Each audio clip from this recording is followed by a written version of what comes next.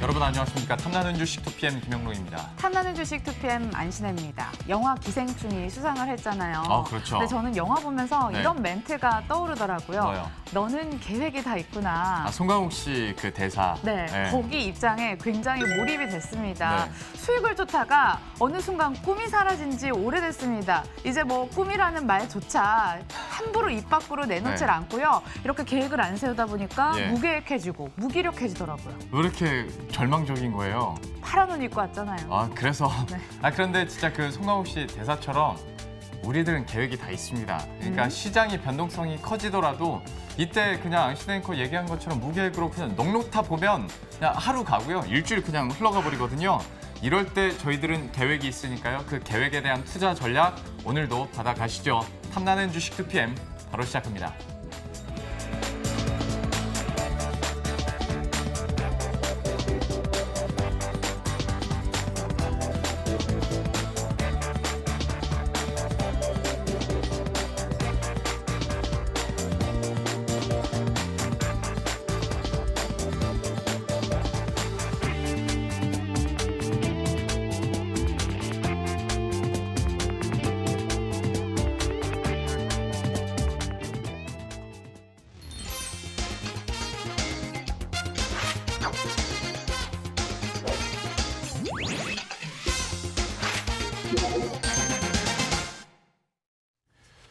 예, 그럼 오늘 시장에서 인기 있는 종목들은 어떤 것들이 있는지 체크해 보도록 하겠습니다. 아무래도 관심 상에는 특정 섹터 업종군들이 탁 포진이 돼 있는데요. 어떤 건지 한번 확인을 해보도록 하죠. 안신 앵커. 네, 맞습니다. 기생충의 인기는 오늘도 식을 기세를 보이지 않고 있습니다. 바른손 하나 보이고요. 대형차의 강세도 있습니다. 현대차 자리를 잡고 있는데 이 정도면 추세적으로 상승을 이어가고 있다라고 봐도 무방하겠죠. 하지만 강한 수급이 쏠리고 있는 분야는 5G 관련주가 되겠습니다. 삼성전자의 새로운 병기가 공개가 됐습니다. 언팩 행사를 통해 갤럭시 20, S20 시리즈와 함께 갤럭시 Z 플립이 공개됐는데 이 폴더블4는 다음 시간에 한 번 더 다뤄드려야 될 것 같고요. 오늘은 S20 시리즈 한번 집중을 해보도록 하겠습니다. 몬스터 스펙이라는 평가를 받고 있습니다. 카메라가 끌고 5G가 밀고 있습니다. 새 모델 모두 5G 이동통신을 쓰고 있다고 하는데요. 어때요? 느껴지시죠? 5G 개화기를 넘어서 성수기까지 가고 있다는 게 느껴질 정도입니다. 이 모멘텀도 되고 있지만 미국에서는 통신업계 3사위가 합병을 거쳤다고 합니다. 미국 시장에서 투자 확대 기회가 더 열리는 거 아니냐라는 기대감도 모멘텀으로 작용됩니다. 물려도 5G에서 물리라라는 우스갯소리도 나올 정도인데요. 뭘 사야 될까요? 단돈 100만 원이라도 사야 될까요? 잠시만 기다려주시길 바라겠습니다. 두 번째 종목도 보겠습니다. 키움증권인데요. 작년 한 해 농사를 참 잘 지었더라고요. 매출액, 영업이익 모두 다 증가했고요. 영업이익 같은 경우에 사상 최대치를 기록했다고 합니다. 회사 측은 리테일, 투자은행, 홀세일 등 여러 가지 분야가 고른 성장을 보였다라고 얘기를 했고요. 증권사가 키움증권을 바라보는 시각도 긍정적이었습니다. 시장이 반등하면서 주식시장 거래대금 증가에 따른 수혜를 얘기를 하고 있더라고요. 올해 1분기도 거래대금이 많이 붙을 건가 봐요. 그로 인해서 수혜도 기대해봐도 되겠다라는 이야기였는데요. 못해도 전고점 근처까지 갈 수 있을까요? 지금 75,100원 선에서 거래가 되고 있는데 과거 전고점 과연 근처까지 갈 수 있을지 그동안 또 방송사에서 많이 안 다뤘기 때문에 종목에 대한 목마름이 있을 것 같습니다. 키움증권 조금만 더 기다려주세요. 마지막 종목 보기 전에 농심이 있습니다. 농심. 근데 이 종목이요. 기생충 관련 종목으로 엮이고 있다는 거 알고 계셨습니까?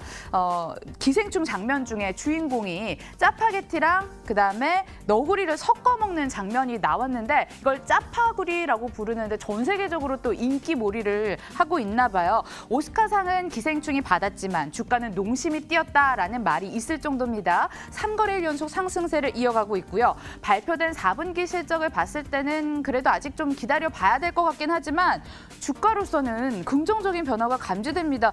또 모르죠. 치맥, 불닭볶음면, 초코파이를 이어서 전 세계 인기 간식이 돼서 매출로도 이어질지. 자, 그럼 농심의 투자는 또 어떨지까지 챙겨드리도록 하겠습니다. 지금 확인하시죠. 인기 있는 종목들 살펴봤고요. 여기에 대한 투자 전략 세워보도록 하겠습니다. 헤르메스탁의 하창원 본부장과 함께합니다. 어서 오십시오. 네, 안녕하십니까. 안녕하세요. 5G 관련해서부터 얘기를 해보도록 하겠습니다. 오늘도 뭐 검색 상위 종목들 보면 1위부터 10위 중에 한 5개, 7개는 다 5G 관련해서 뭐 얘기 나오고 있고 뭐 급등 흐름을 기록하고 있는데 미국 쪽에서 뉴스가 나왔고 뭐 관련해서 안신앵커도 얘기를 해줬는데 이 뉴스 좀 어떻게 바라보고 계세요? 뭐 사실 긍정적으로 바라볼 수밖에 없는 뉴스이지 않았나라고 좀 생각이 듭니다.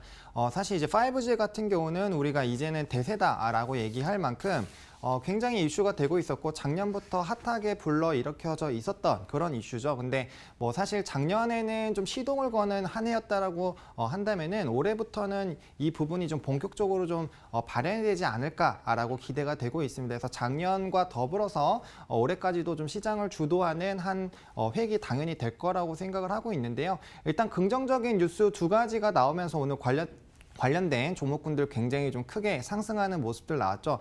일단 뭐 3, 4위가 합병하는 그런 조건으로서 미국의 이제 5G 99%를 이제 뭐 기간을 정해두고 6년 안에 하라고. 그렇죠. 그렇더라고요. 6년 안에 이제 상용화를 하라라는 그런 얘기가 있었기 때문에 아무래도 투자가 확대가 될 수밖에 없습니다. 지금 뭐 너무나도 잘 아시겠지만 3G에서 4G 넘어올 때도 마찬가지예요. 이 좀 전환하는 그런 부분들이 있었고 특히 5G 같은 경우는 속도가 뭐 4G보다는 워낙 빠르기 때문에 새로운 기지국들이 많이 필요한 그런 부분들이 있습니다. 그래서 그게 이제 상용화가 되기 위해서는 당연히 투자가 따라올 수밖에 없고요.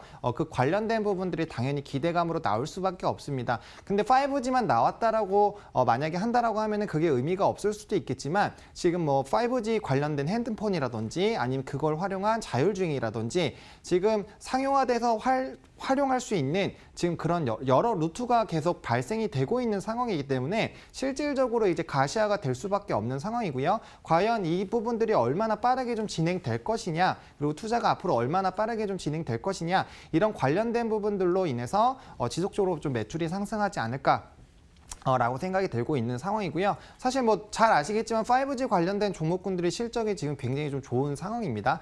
지속적으로 그 관련된 매출이 늘어나는 그런 부분들이 생겼기 때문에 기본 실적에 따른 그리고 긍정적인 업황에 따른 지속적인 상승 좀 노려볼 수 있지 않을까라고 생각을 하고 있습니다.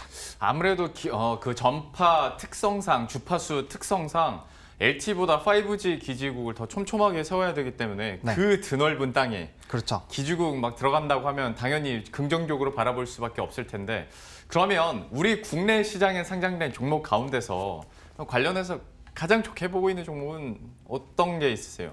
사실 이제 제가 저번에 나왔을 때 이너 와이어리스를 좀 추천을 드렸었는데 네. 그건 이미 좀 목표가도 넘어섰고 이제 상승을 했기 때문에 저는 지금 이제 오이 솔루션이라는 종목을 좀 보고 있습니다. 뭐 앞서 말씀해 주신 것처럼 이제 기지국이 되고 이제 전파가 움직이기 위해서 반드시 필요하기 때문에 필수품이라는 게 굉장히 좀 중요할 수 있겠죠. 그 관련된 부분에서 이제 기지국이 늘어나게 됐을 때 당연히 실적이 상승할 수밖에 없는 부분이겠고요. 지금 사실 뭐 관련된 수요가 늘어나면서 이미 관련된 매출이 굉장히 증가하고 있는 그런 상황입니다. 물론 5G가 이제 대세가 됨에 따라서 전반적으로 뭐 관련된 종목군들은 다 올라가겠지만 그 중에서도 저는 필수적으로 필요한 부품을 납품하는 그런 업체들 위주로 좀 접근해 보시면 좋지 않을까라고 개인적으로 생각을 하고 있습니다.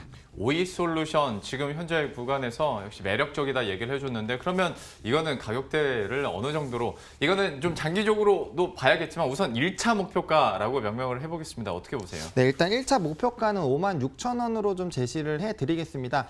좀 단기적으로 이렇게 말씀드린 이유가 해당 종목 같은 경우 뭐 유상증자라든지 무상증자 관련된 이슈가 좀 단기적으로 있었기 때문에 그 물량들을 좀 소화하는 데 좀 시간이 어느 정도는 좀 걸릴 수밖에 없어요. 그 관련된 부분들을 좀 안고 가야 되기 때문에 뭐 지금 증권사에서는 지금 7만 원, 8만 원대로 지금 형성을 하고 있는데 일단 1차적으로 이 중요한 라인인 56,000원 라인을 좀 도달할 수 있는지부터 좀 체크를 해보셨으면 좋겠고요.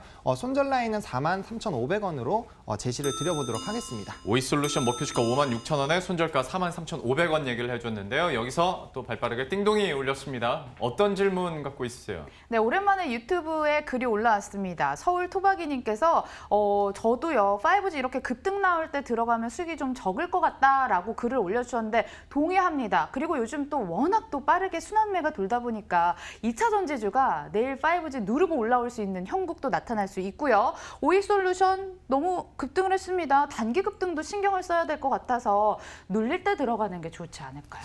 사실 이제 뭐 당연히 모든 투자에서는 이제 눌림목대에 들어가는 게 가장 좋기는 합니다. 네. 근데 지금 뭐 오이솔루션이나 최근 5G 관련된 종목군들을 보셨을 때는 단기적으로 이제 좀 하락세가 있었고요. 그거를 다시 이제 U자 패턴으로 넘어가고 있는 시점이기 때문에 지금 시점에서는 좀 유효하겠다라고 말씀을 드리겠고요. 오늘장 이후로 좀 추가적인 급등이 나오고 나서 이제 들어가신다라고 생각을 했을 때는 그때는 조금 이제 조정이 나올 때 접근하시는 게 좋고요. 뭐 현재 상황에서는 충분히 아직까지 그 하락 전 그 이제 횡보하는 구간 이하에서 주가가 움직이고 있기 때문에 지금 현재에서는 좀 접근은 유효한 상황이다라고 말씀을 드려보도록 하겠습니다.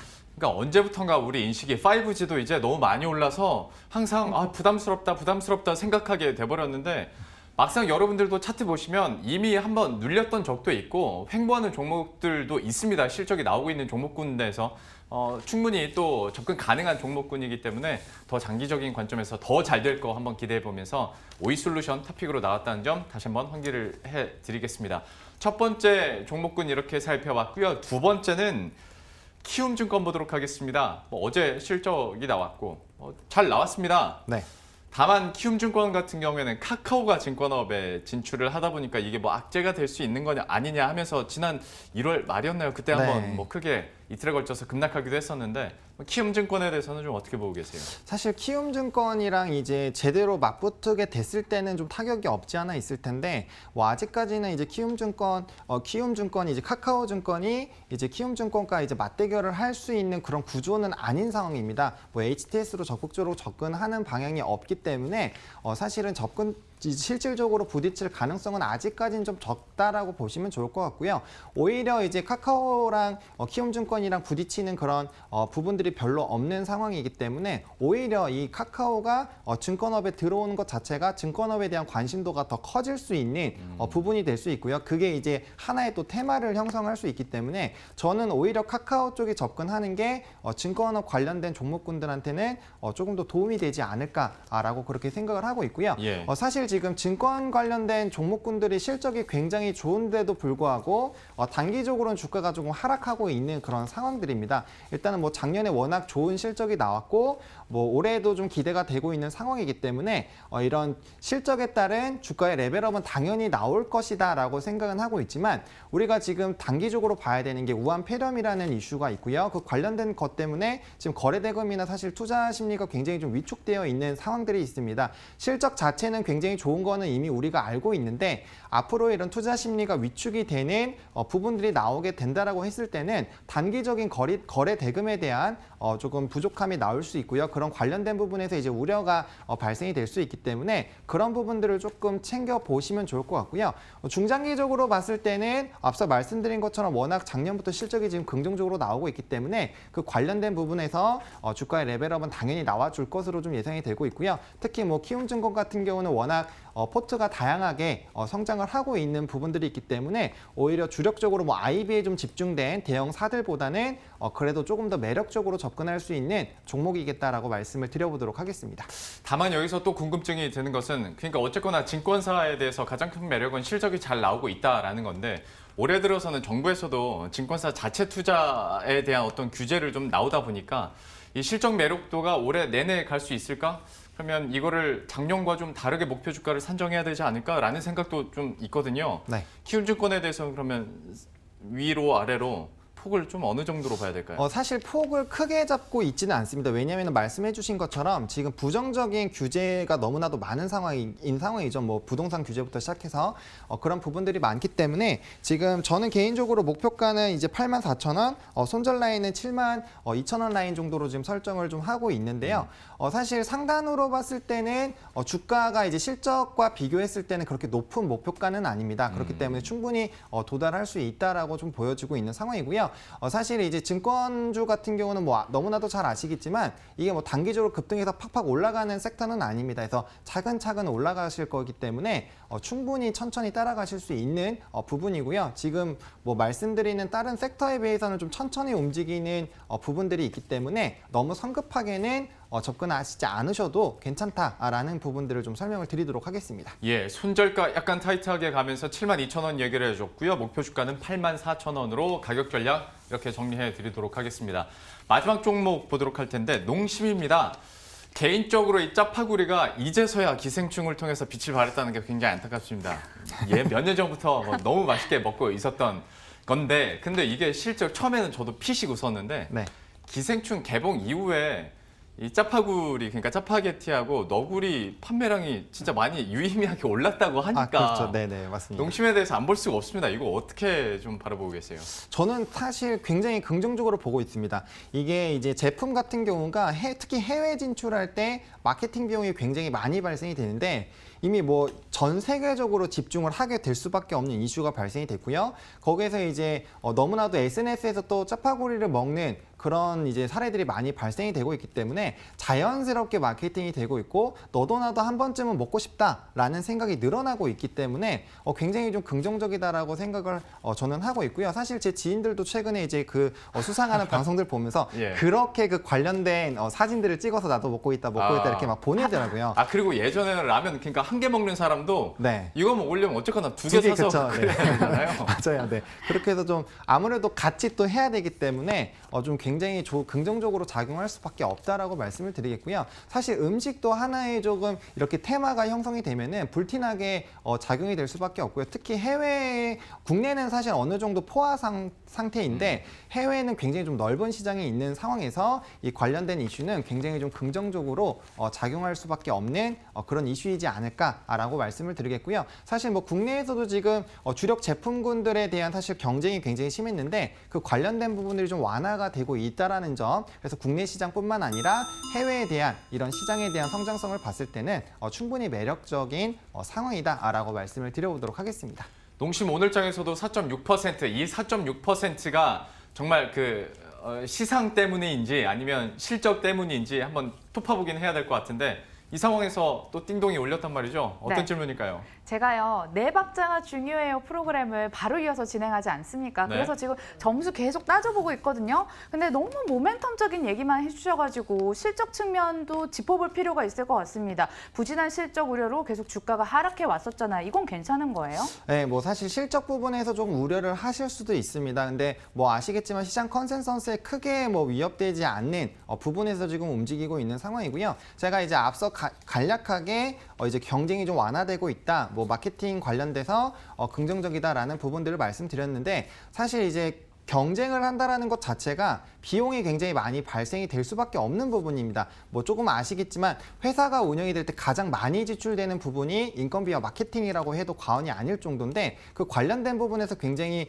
비용이 줄어들 수 있는 부분들이 있다라고 좀 먼저 말씀을 드리겠고요. 또 이제 해외 시장에서 워낙 크게 수요도가 늘어난다라고 했을 때는 관련된 매출이 증가할 수밖에 없는 상황이고요. 또 국내에서도 경쟁이 굉장히 심했는데 이런 완화되는 부분들 또 국내에서도 이 짜파구리를 다시 먹는 그런 이슈가 또 발생이 되고 있기 때문에 그런 흐름들을 봤을 때는 실적은 당연히 따라올 수 있다라고 보시면 좋을 것 같고요. 뭐 바른손 ENA나 관련된 종목군들은 지금 모멘텀으로 바로 움직이지만 이 후발주자로 이제 음식이나 이런 부분들은 추후에 얘기가 나오는 부분들이기 때문에 후발주자로 좀 따라갈 수 있다라고 좀 생각하시고 접근해 보시면 좋겠습니다. 그러면 짧게 농심에 대해서 가격 전략도 좀 짚어주시죠. 네, 일단 농심은 목표가는 저는 28만 9천 원 조금 생각을 하고 있고요. 그다음에 손절 라인은 23만 원 제시를 드리도록 하겠습니다. 충분히 중기적으로 좀 상승을 할 수 있다라고 말씀을 드리겠고요. 지금 뭐 SNS에서 그리고 유튜브에서 관련된 영상뿐만 아니라 이런 후기 영상들이 많이 올라오고 있는 상황이기 때문에